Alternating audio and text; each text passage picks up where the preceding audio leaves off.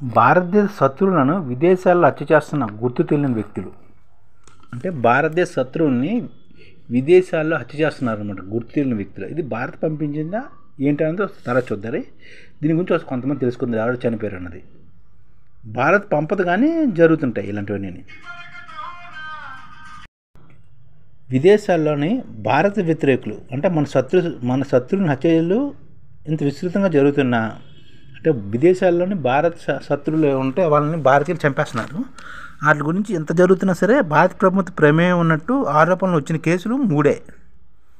భారత ప్రభుత్వ ప్రమేయం ఉన్నట్టు ఆరోపణలు వచ్చిన కేసులు 3 ఉన్నాయంట. శత్రువులు చాలామంది చనిపోయారు కానీ ఆరోపణలు వచ్చిన 3. ఒకటి నిజ్జర్ కేసు, రెండోది పన్ను కేసు, మూడోది మసూద్ అజర్ ఇంటి వద్ద జరిగిన ఆత్మాహుతి బాంబు దాడి కేసు అనమాట. అయితే భారత ప్రభుత్వం మాత్రం ఈ ఆరోపణలు కొట్టిపారేసింది. నిజానికి ఈ విదేశ గడ్డపై ఈ తరహా టార్గెట్ కిల్లింగ్ ఆపరేషన్ నిర్వహించినాయి తమ దేశ వ్యతిరేకులను శత్రువులను ఉగ్రవాదం ముట్టబెట్టు అమెరికా, రష్యా, ఇజ్రాయెల్ వంటి దేశాలు చేసేవి ఇలాంటివి. అంటే విదేశీ గడ్డపై టార్గెట్ కిల్లింగ్ ఆపరేషన్లు ఎక్కువ అమెరికా, రష్యా, ఇజ్రాయెల్ వంటి దేశాలు చేసేవి. కానీ ఇప్పుడు భారత్ కూడా చేస్తుందని అంటున్నారు కానీ భారత్ ఒప్పుకోవట్లేదు. మరి ముఖ్యంగా ఇజ్రాయెల్ గూఢచార సంస్థ మొసాద్ చేపట్టిన ఇలాంటి ఆపరేషన్ ఆధారంగా కనీసం 10 హాలీవుడ్ సినిమాలు వచ్చాయంటే వారు తమ దేశానికి పౌరులకి హాని కలిగించే ఉగ్రవాదులు, తీవ్రవాదుల పట్ల ఎంత కఠినంగా వ్యవహరిస్తారో అర్థం చేసుకోవాలన్నమాట. మొసాద్ చేసిన ఆపరేషన్తో 10 హాలీవుడ్ సినిమాలు వచ్చాయట. దాని ప్రకారం అర్థం చేసుకోవచ్చు ఎవరైనా ఆ దేశ పౌరుడికి కానీ ఆ దేశంలో కానీ ఎవరైనా తీవ్రవాదులు చేస్తే వాళ్ళు అంత కఠినంగా శిక్షిస్తారో వాళ్ళు ఇజ్రాయెల్ చూపించింది. ఇటీవల కాలంలో భారత వ్యతిరేకులు కూడా ఇలాగే వరుస హత్యమవుతున్న నేపథ్యంలో మన రాపే కూడా చాలామందికి అలాంటి అనుమానం కూడా వస్తున్నమాట. రాలో చాలా కాలం పనిచేసిన ఒక అధికారి దీనిపై ప్రశ్నించగా భారత వ్యతిరేక ఉగ్రవాదం చంపడం కోసం భారతదేశం ఎలాంటి కమాండోలను విదేశాలకు పంపదు అని వెల్లడించారు కూడా. అయితే ఆయా దేశాల్లో ఉండి మన తరపున పనిచేయడానికి చాలామంది సిద్ధంగా ఉంటారని కూడా పేర్కొనడం ద్వారా అలాంటి వారితో భారతదేశ శత్రువులను చంపిస్తుందని ఆ విషయాన్ని చెప్పకనే చెప్పారు ఆయన అన్నమాట. మాజీ అధికారి ఆర్కే యాదవ్ కూడా అవతార్ సింగ్ మరణంపై అలాంటి నర్మగర్భంగానే స్పందించారు. అలాంటి సహజ మరణాలు కాదంటూనే అంతకంటే ఎక్కువ తమ మీడియాలో మాట్లాడలేమని కూడా వ్యాఖ్యానించారు. అసలు చూస్తే దీని గురించి చూస్తుంటే మన వాళ్ళే చంపేస్తున్నారా అని కొంతమంది అన్నా సరే అసలు చూద్దాం. పట్టపగలు నరి రోడ్డుపై మసీదులో ప్రార్థనలు చేసేటప్పుడు, షాపింగ్ చేసి దుకాణంలో బయటకు వస్తున్నప్పుడు ఇక్కడ అక్కడ అనే తేడా లేకుండా ఎక్కడైనా సరే ఎప్పుడైనా సరే ఎటు నుంచి వస్తారో తెలియకుండా ఎలా వస్తారో తెలియకుండా వీలైనంత పాయింట్ బ్లాక్ రేంజ్లు కాల్చి చంపేస్తున్నారు మన భారతీయులు విదేశీయుల్ని. వీలు కుదరకపోతే దూరం నుంచి కాల్పులు జరిపి పారిపోతున్నారు. భారతదేశం ఉగ్రవాదం జరిపిన సూత్రధారులు, మాస్టర్ మైండ్స్ ఈ దారుణాల్లో పాతదారులను పాక్ గడ్డపైన గుర్తు తెలియని వ్యక్తులు ఇలా దారుణంగా చంపేస్తున్నారు. పాక్లో ఇటీవల జరిగిన మసూద్ రెహమాన్ ఉస్మానీ హత్య ఇందుకు తాజా ఉదాహరణ. ఒక్క పాక్లోనే కాదు కెనడా, యూకే, నేపాల్లో ఇలాంటి హత్యలు జరగడం గమనార్హం. గుర్తుందా కెనడాలో తలదాంచుకుంటున్న ఖలిస్తాన్ ఉగ్రవాది, నిషేధిత ఖలిస్తాన్ టైగర్ ఫోర్స్ వ్యవస్థాపకుడు, ఇండియా మోస్ట్ వాంటెడ్ జాబితాలో ఉన్న హర్దీప్ సింగ్ నిజ్జర్ను ఇలాగే గత ఏడాది జూన్లో ఆగంతుకుల చేతులతో చనిపోయాడు.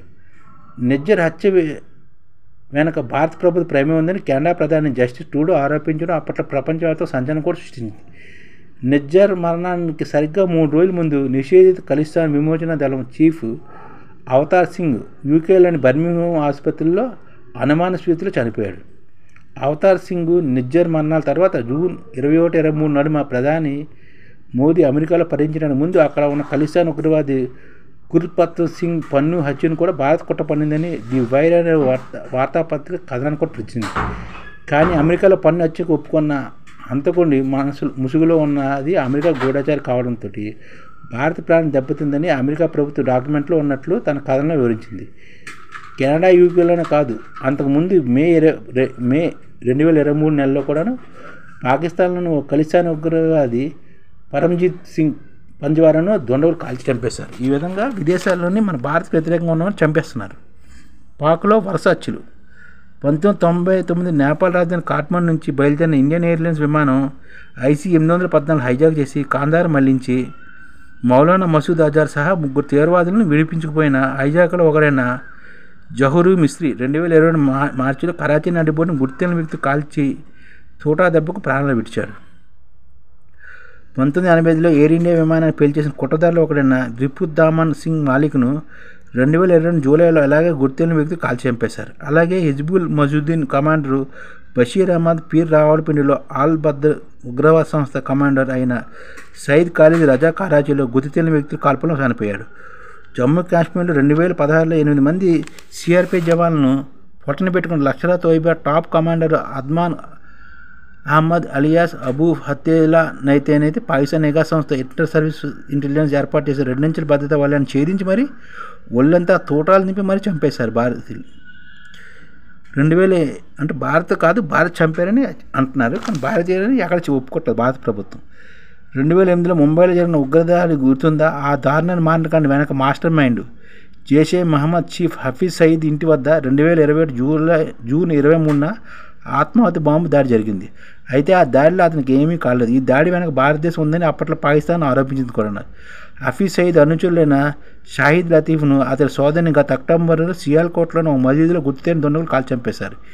ఈ షాహిద్ లతీఫ్ 2016 పఠాన్కోట్లోని ఇండియన్ ఎయిర్ ఫోర్స్ బేస్పై దాడి వెనక మాస్టర్ మైండ్. పఠాన్కోట్లోని మాస్టర్ మైండ్ అనమాట. లష్కరే హై ర్యాంకింగ్ కమాండర్లో ఒకడైన రియాజ్ అహ్మద్ను కూడా గత సెప్టెంబర్లో మసీదులు ప్రార్థన చేసే సమయంలో పాయింట్ బ్లాక్ రేంజ్లో షాహిద్ దుండగులు కాల్చి చంపేశారు. పాక్లోనే కాదు, నేపాల్లోనే ఇలాంటి హత్య ఒకటి జరిగింది.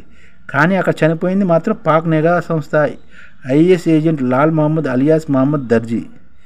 ఐఎస్ తయారు చేసిన నకిలీ నోట్లను పెద్ద ఎత్తున భారతదేశం ప్రవేశపెట్టి లాల్ మహమ్మద్ను గుర్తు తెలియని వ్యక్తులు కాల్చి చంపేశారు. ఇక మసూద్ అజర్ బాంబు పేలుల్లో చనిపోయాడంటూ కొన్ని రోజులుగా సోషల్ మీడియాలో వైరల్ అవుతుంది, కానీ ఇది నిజం కాదు. అలాగే ఇండియన్ మోస్ట్ వాంటెడ్ ఉగ్రవాది దావూద్ ఇటీవల విషాహారం కారణంగా ఆసుపత్రి పాయాలని, అతని పరిస్థితి విషమంగా ఉందని కూడా సామాజిక మాధ్యమం విస్తృతంగా ప్రచారం జరిగింది, కానీ అందులో కూడా నిజమంతా తెలియదు. ఇలాగా పాక్ మత గురువు కూడా హత్యకు గురయ్యాడనమాట. దారుణ హత్య కాదు, అల్లామా మసూద్కు దారి వచ్చింది. ఇస్లామాబాద్ శివార్లు పట్టపగలు తుపాకీతో కాల్చిన దొండగులు అనమాట. కరడుగట్టిన భారత వ్యతిరేక మొదలుపెట్టిన పాక్ మత గురువు అల్లామా మసూద్ ఉర్ రహమాన్ ఉస్మానీ దారుణ హత్యకు గురయ్యాడు. పాకిస్తాన్ రాజధాని ఇస్లామాబాద్ శివార్లోని గోరీ టౌన్ పరిసరాల్లో శుక్రవారం పట్టపగలు కొందరు దుండగులు ఆయన అతి సమీపం నుంచి తుపాకీతో కాల్చి చంపారు. ఇస్లామాబాద్ పోలీస్ కథనం మేరకు ఉస్మానీ లక్ష్యం 2 దుండగులు తుపాకీతో అతి సమీపం నుంచి కాల్పులు జరిపారు. అదే సమయంలో ఆయన కారు డ్రైవర్ కూడా తీవ్రంగా గాయపరిచి ఘటనా ప్రాంతం నుంచి పరారయ్యారు. ఈ సంఘటన దేశవ్యాప్తంగా కలకలం రేపింది. పాకిస్తాన్ మీడియా ది నేషనల్స్ కథనం మేరకు పోలీసుల అధికార ప్రతినిధి తాకీద్ జావీద్ ఉస్మానీ హత్య ఘటనను నిర్ధారించారు. ఉస్మానీ మృతదేహం తీవ్రంగా గాయపడిన ఆయన driver Pakistan institute of medical సైన్స్కు తరలించారు.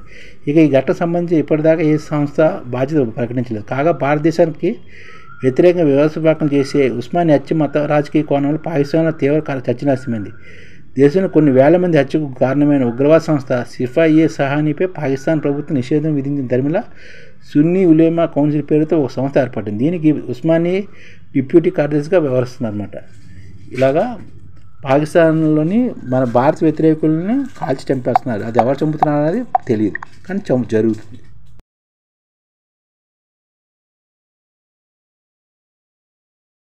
ఈ ఛానల్ ముఖ్య ఉద్దేశం ఏంటంటే, మన తెలుగు రాష్ట్రాల్లో 1 కోటి మందికి సంఘటిత రంగాల్లో ఏ విధంగా ఉద్యోగాలు ఇవ్వవచ్చు, కనీస నెల జీతం 30,000 వరకు ఏ విధంగా ఇవ్వవచ్చు, ఏ విధంగా చేస్తే ఉద్యోగాలు సృష్టించబడతాయో వివరిస్తూ ఈ ఛానల్ వీడియోలు వస్తాయి.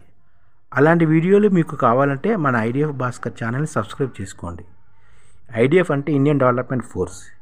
ఈ వీడియోలు చూసిన తర్వాత మీకు నచ్చితే లైక్ చేయండి, మీ ఫ్యామిలీ మెంబర్స్కి షేర్ చేయండి, మరియు మీ ఫ్రెండ్స్కి షేర్ చేయండి. Thank you. నమస్కారం.